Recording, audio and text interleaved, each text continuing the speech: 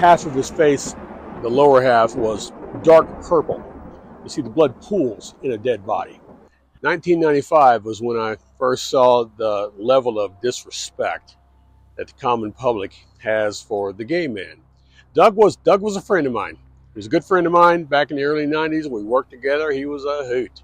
He brought out the good in me. I enjoyed Doug. But 95 happened, and Doug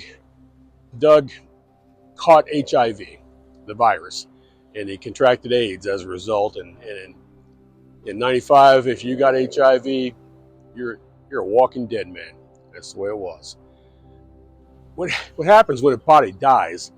What happens when a person dies, and you're in a hospital and the machine is unplugged and you see him and it's relaxing for you because you see him peaceful, and that's good. But then afterward they put the body in a body box the length and size of a body, and they ship it off to the funeral home. And that sounds kind of crass, but that's how it's done. And the body has to be identified at the funeral home by someone who knows him or he or her, and it just so mistakes don't happen. And generally, the funeral home takes the body out. You don't want the family to see the body in a box. They take the body out and they lay the person on his back, and they comb his hair and everything. It's not embalming; it's just preparation for the family. That's not what happened with Doug. His family, his parents and his brother had not seen Doug in several years because they were Christians and Doug was gay. I was not a Christian at the time.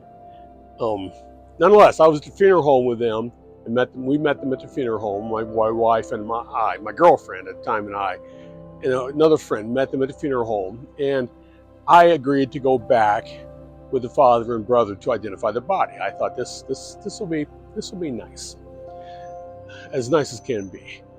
But I walked into the room and there was the body box.